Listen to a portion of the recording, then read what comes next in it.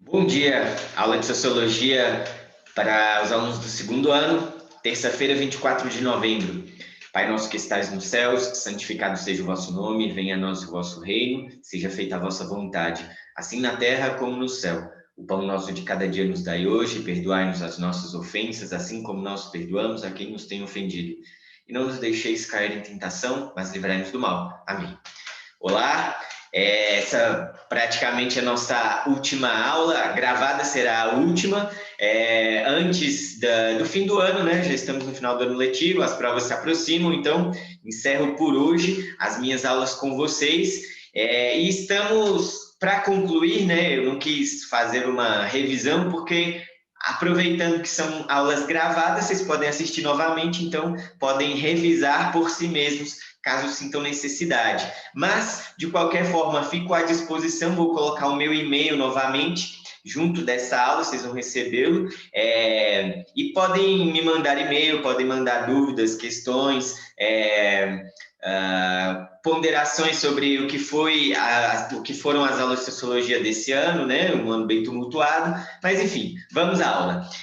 Nós estamos falando, para terminar esse nosso conteúdo, quis trabalhar com vocês uma última obra do Paes, e na aula passada, na semana passada, falei sobre estratificação social e mobilidade social. Só relembrando rapidinho, estratificação social é classificar os indivíduos ou grupos a partir da análise das condições socioeconômicas. A aula passada praticamente toda foi sobre isso, né? Então, quando nós dividimos a sociedade em grupos de acordo com as condições socioeconômicas, e aí reforço novamente o sócio antes de econômicas, mas de fato o econômica muitas vezes fala mais alto, né? Dividir a sociedade em classes, em grupos. Então, por exemplo, coloquei no Brasil, né, que hoje a classificação mais comum é dividir em classes A, que são os mais ricos, B e C, classe média, D, os mais pobres, né, e o E, os paupérrimos, né, abaixo da linha da pobreza.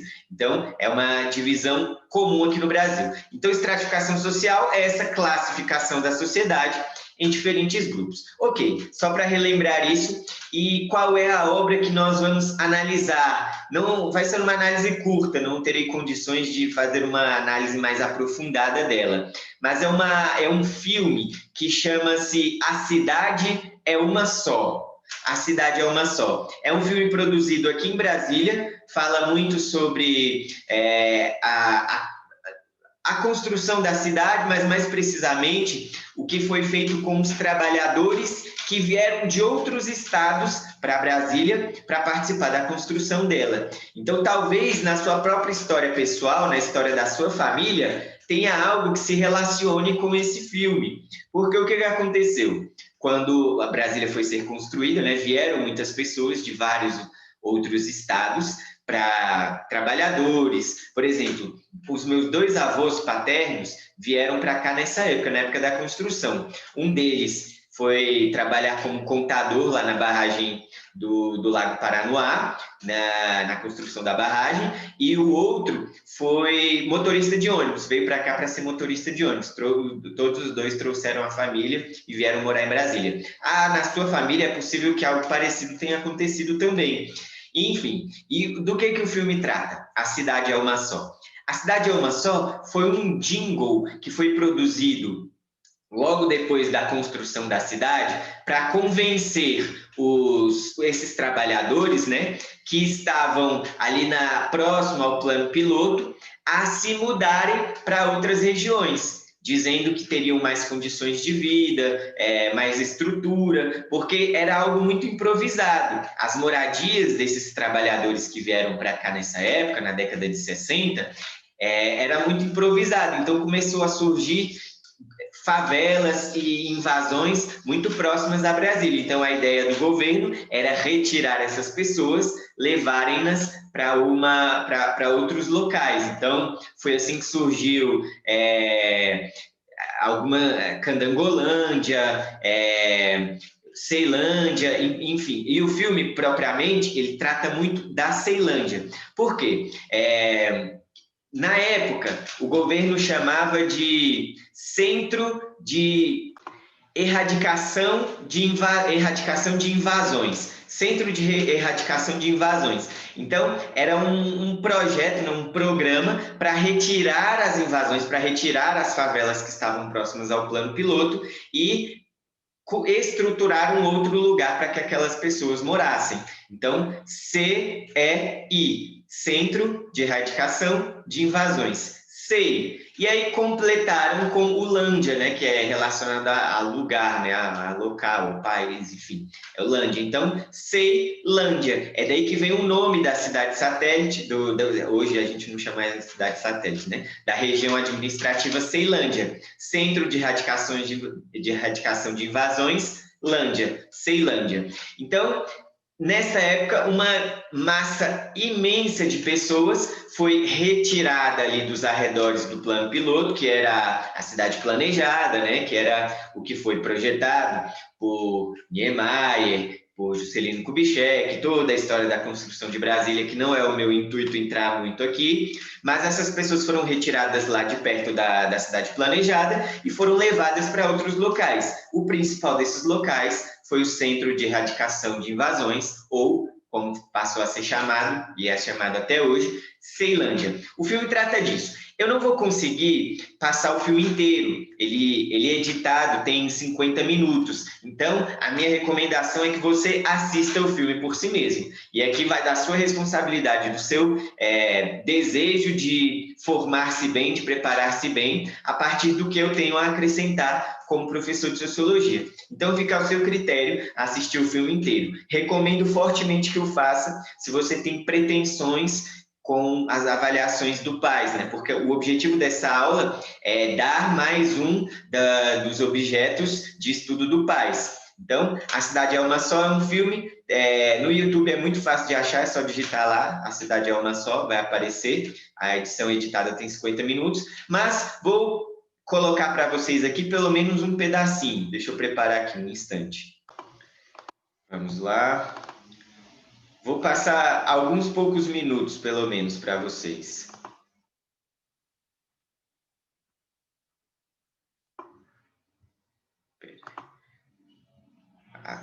Acho que não vai com áudio. Deixa eu mudar uma coisa aqui. Pronto, agora sim. Do filme que eu falei para vocês, A Cidade é Uma Só. Para realizar a grande obra da construção de Brasília, a Nova Cap teve que recrutar trabalhadores. Essa é uma propaganda do governo da durante época. Todos esses anos desse que realizou programa, lá na década a construção. De 70. A grande parte se localizou em acampamentos e invasões. O vertiginoso crescimento das populações do Distrito Federal, porém, provocou a quebra de padrões de habitabilidade nas chamadas invasões, onde não existiam as menores condições de higiene e conforto. A solução encontrada pelos administradores foi a mudança maciça daquele povo para onde se pudesse harmonizar os serviços públicos e dar condições melhores de vida àquela gente até então favelada.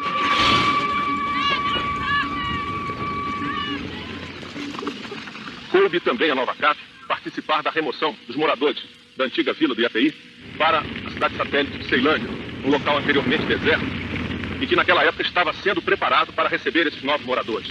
Só uma breve contextualização, Vila IAPI é como era chamado o local que os trabalhadores da época da construção moravam. Então, os moradores da Vila IAPI foram levados para o Centro de Erradicação de Invasões. E aí o governo fez uma campanha, né, para mostrar para esses trabalhadores que era necessário mudar, porque lá não tinha estrutura para eles, e promoveu, né, isso, ajudou na remoção, levar os móveis, levar as coisas de quem morava nessa vila IAPI lá para Ceilândia. O filme vocês vão entender melhor daqui a pouco, ele vai trabalhar muito a questão de como isso foi feito, como que enganando os trabalhadores. Mas só para contextualizar um pouco o que é essa Vila IAPI que ele falou aí. Lembrando que isso aí é um jornalista da época dessa remoção, né? Lá no começo da década de 70.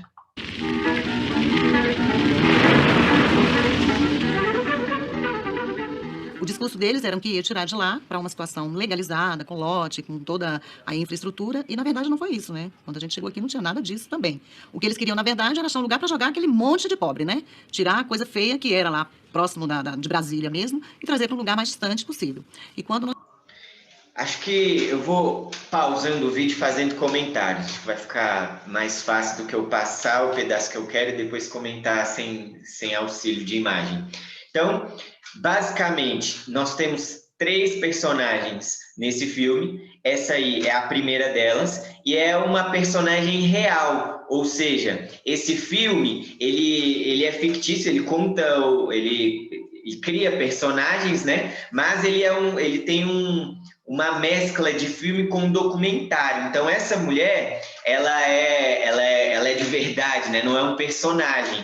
Ela era criança na época em que aconteceu a remoção, o início da Ceilândia, né? E ela, inclusive, participou do jingle da campanha, né? Ela era criancinha e cantou, né? Foi convidada para cantar, gravou a musiquinha que eles usaram para convencer as pessoas.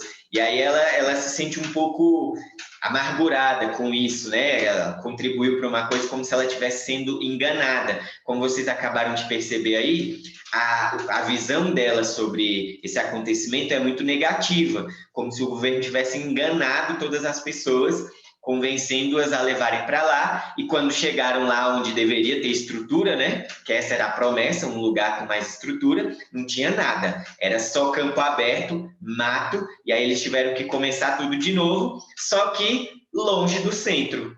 Essa foi a grande tacada do governo da época, né, do governador da época lá. Ele levou as pessoas para longe do centro porque elas estavam enfeiando a cidade. Então, ela vai falar um pouco mais disso, mas só para vocês saberem que aí não é um personagem falando, é uma mulher real. O diretor do filme, né, entrevistou essa moça, essa mulher, como alguém que realmente viveu esse episódio da história de Brasília. Continuemos. Nós chegamos aqui, foi um outro choque, né? Porque era muito mato, muita terra, muita poeira e infra nenhuma. Bom dia, Aqui deixa eu diminuir a velocidade, porque para ficar mais fácil de compreenderem. E aqui nós temos os outros 2 personagens principais desse filme.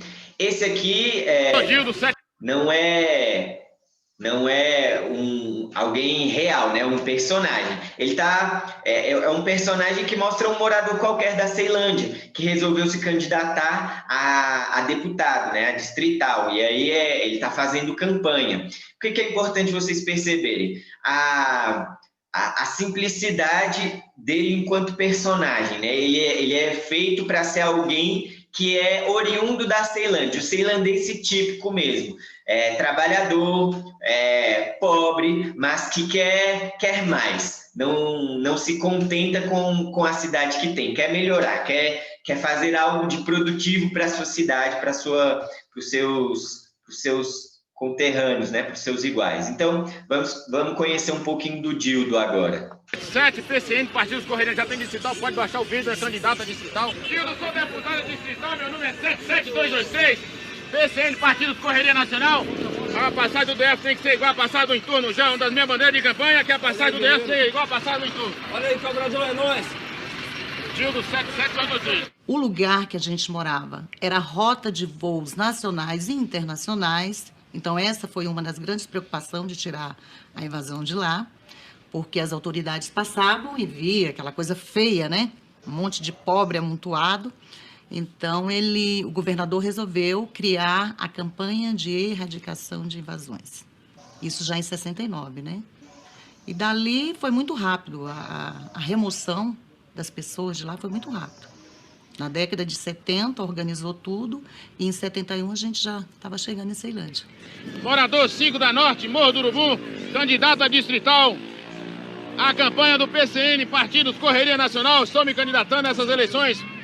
Pouco recurso, mas é do jeito que dá, o cunhadão está aqui ajudando. Vote 77223, uma das minhas bandeiras de campanha é a indenização para os antigos moradores da Vila do API, Morro do Urubu, placa da Mercedes, Curral das Éguas, que foi abortado na Ceilândia, sem indenização. Os pobres enfeiavam, né? Brasília, né? Então, tinha que achar uma solução. E era expulsar mesmo. Na verdade, não era retirar, era expulsar. Porque não tinha uma conversa prévia, não tinha uma reunião para explicar, não tinha nada disso. Era tirar de lá para deixar lá bonitinho e Danem-se em outro lugar, se virem, né? Os longos caminhos da nova civilização brasileira. Então, mais um comentário, né? Aqui vocês estão vendo o Dildo, que é aquele candidato a distrital, que sequer tem carro próprio, né? Ele anda de ônibus, daqui a pouco vai mostrar que ele trabalhando, né? Funcionário da limpeza, faxineiro, e mesmo assim resolve entrar nessa da política, né? Tentando uma eleição. Então, um trabalhador comum voltando para casa depois de um dia cansativo, né? Depois de um dia intenso de trabalho, até a ponto de cochilar dentro do ônibus. Quem nunca fez isso, né? Eu não... Se eu fosse me colocar numa classe social, né, segundo aquela estratificação que eu estava colocando, não seria na mesma do Dildo. O Dildo seria ali classe D e eu classe C. Então, eu sou um pouco mais classe média do que ele, né? Uma condição social um pouco melhor. O Dildo é o típico trabalhador brasileiro, né? Voltando para casa depois de um dia intenso, cansado, cochilando no ônibus. A irradiar-se para o norte, para o centro e para o sul. Todo um vasto sistema circulatório de um país, cuja imensidade territorial faz com que a construção de estradas vitais seja uma épica aventura. Aí que eu estava falando, dele trabalhando.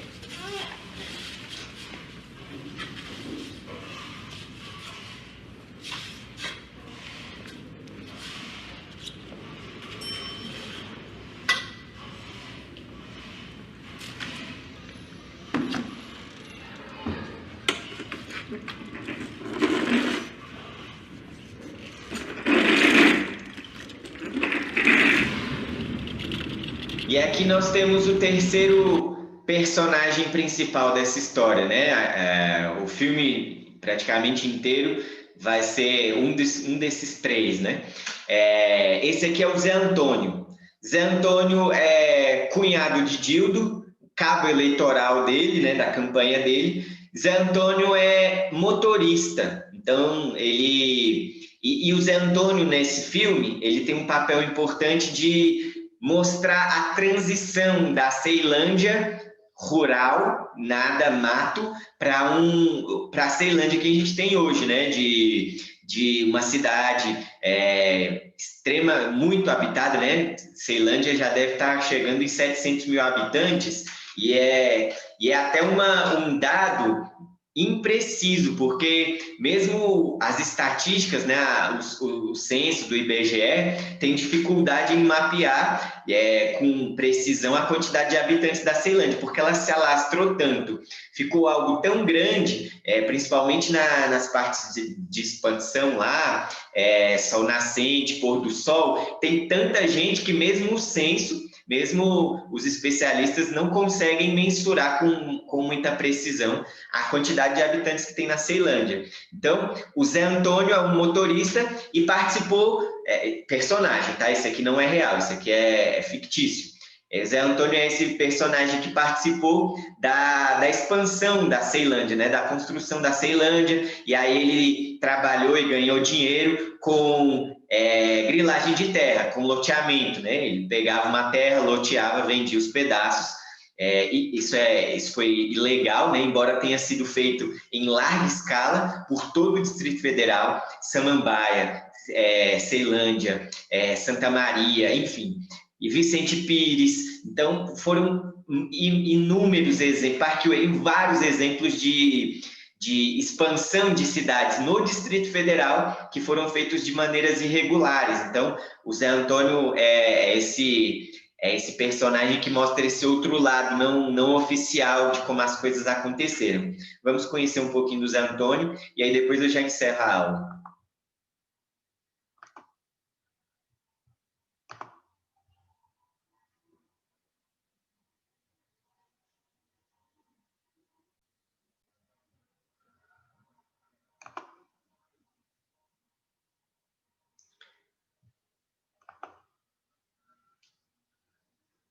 Um instante, meu computador travou aqui.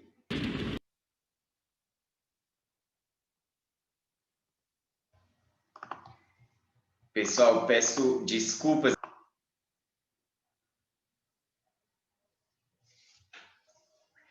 Peço desculpas a quem estiver vendo a aula, travou aqui, eu não sei exatamente em que parte travou, então vou repetir alguma coisa do que eu acabei de dizer. O Zé Antônio é esse personagem que mostra a transição da cidade. Ele trabalhou com grilagem de terras, ganhou dinheiro com isso, foi assim em várias partes do Distrito Federal, Ceilândia, Santa Maria, Samambaia, Vicente Pires, Parkway, enfim, vários outros lugares, várias outras cidades do Distrito Federal cresceram, se estruturaram com irregularidades de terras, né? Até hoje está pipocando processos no Distrito Federal inteiro por conta de posse de terra, né? Então, o Zé Antônio enriqueceu não, o Zé Antônio fez a vida com grilagem de terras, pegava um terreno, dividia e vendia. Então, ele é esse personagem que mostra esse lado não oficial da construção da cidade, né? Vamos conhecer um pouquinho do Zé Antônio. Vou voltar um pouquinho aqui.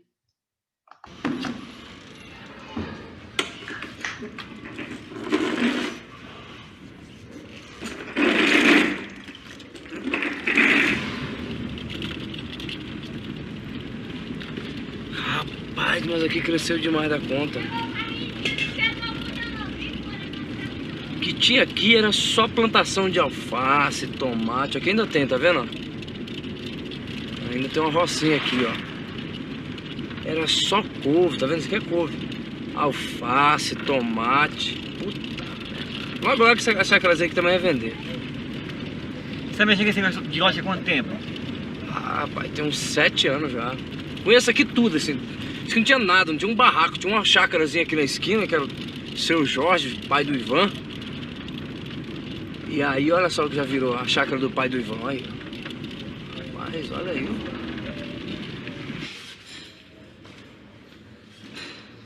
Bom, vou encerrando por aqui.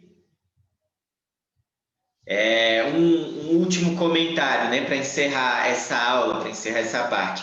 Para vocês perceberem a estratificação social, que é o conceito da sociologia, aplicado aqui na realidade, né? Então, esse filme, o diretor do filme, o cineasta, chamado Adirley Queiroz, é alguém que tem uma história de vida relacionada, entrelaçada com a história da Ceilândia, e aí resolveu produzir esse filme, né, para mostrar um pouco esse discurso, esse lado da história, daqueles que foram prejudicados com o processo, né? Então, a construção de Brasília está cheia destas contradições. Mas o que eu quero que vocês percebam aqui, acho que é o meu papel, é relembrar que este filme, principalmente para quem for assisti-lo inteiro, é uma narrativa, é uma forma de contar a história. Então, embora eu tenha escolhido um pedacinho que mostra a campanha do governo na época, né? Mas, em geral, esse filme ele exalta uma narrativa, uma forma de contar essa história, né? Então, assistam o filme, né?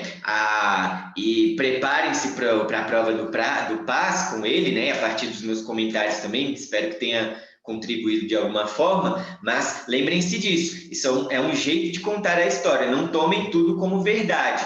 O Adirley Queiroz, ele quer te convencer de alguma coisa, ele quer te convencer da narrativa que ele está contando. Então, tenha sempre esse olhar crítico, tanto quando um político vier prometendo alguma coisa, quanto quando um militante, um revolucionário querendo te convencer de alguma coisa também. Enfim, tenham sempre esse olhar crítico para todas as situações que se apresentarem. Fico por aqui, repito mais uma vez, meu e-mail vai junto com essa aula, fico à disposição para atendê-los, para responder perguntas, questionamentos, enfim, pelo e-mail, e fiquem com Deus, até a próxima.